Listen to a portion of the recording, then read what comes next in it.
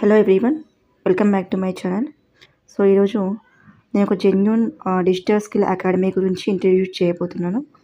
So ఈ academy గురించి ఎంత చెప్పినా తక్కువే అండి, ఎందుకంటే ఇది ఒక govt register platform.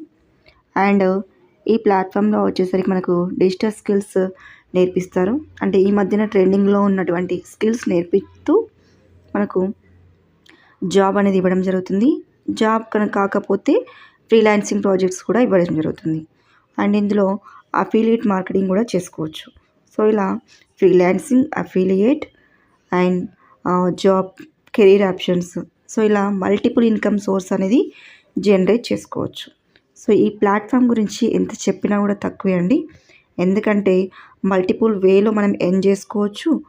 Next nearly minimum 10,000 నుంచి మ్యాక్సిమం 10 lakhs వరకు, 11 lakhs వరకు ఎర్న్ చేసుకునే అవకాశం అనేది ఉంది. వితిన్ 1 month అండి, నాట్ 6 months, 1 year. వితిన్ 1 monthలో, సో వితిన్ 1 monthలో నియర్లీ 10,000 నుంచి 10 lakhs, 10 lakhs or 11 lakhs earn చేసుకునే అవకాశం అనేది ఉంది. మనం నేర్చుకున్న స్కిల్స్ని బట్టి, మనం ఇంప్లిమెంట్ చేసే విధానం బట్టి మన ఎర్నింగ్ అనేది ఎలా ఉంటుందో దానిపైన డిపెండ్ అవుతుంది. ఓకేనా అండి? సో వీడియోలోకి వెళ్ళే ముందు, ఈ వీడియో ఎస్పెషల్లీ ఎవరి కోసం అంటే, ఎవరైతే కెరీర్ గ్యాప్ ఉన్న వాళ్ళు, ఎస్పెషల్లీ ఉమెన్ ఉంటారో, కెరీర్ గ్యాప్ ఉన్నవాళ్ళు.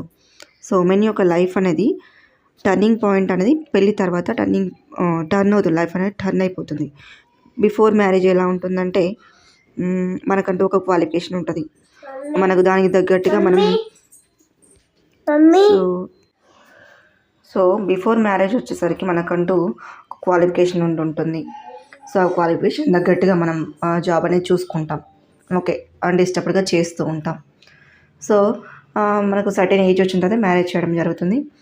కొందరికైతే క్వాలిఫికేషన్ చదువుతున్నప్పుడే, డిగ్రీ చదువుతున్నప్పుడు లేకపోతే బీటెక్ చదువుతున్నప్పుడే మ్యారేజ్ అనేది చేయడం జరుగుతుంది. సో మనం ఒక గోల్ అనేది ముందే ఫామ్ చేసుకుంటాం, నేది కావాలి, నేను ఈ జాబ్ చేయాలి అనేది ఫామ్ చేసుకుంటాం.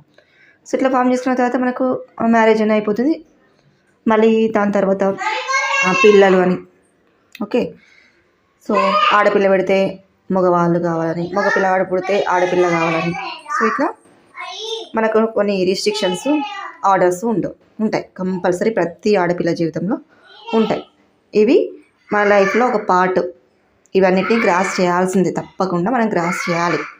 ఓకే, నాకు మ్యారేజ్ వద్దు, పిల్లలు వద్దు అంటే అది కుదరని పని. మనం సొసైటీలో ఉన్నాం కాబట్టి ఖచ్చితంగా వీటిని మనం క్రాస్ చేయాల్సిందే.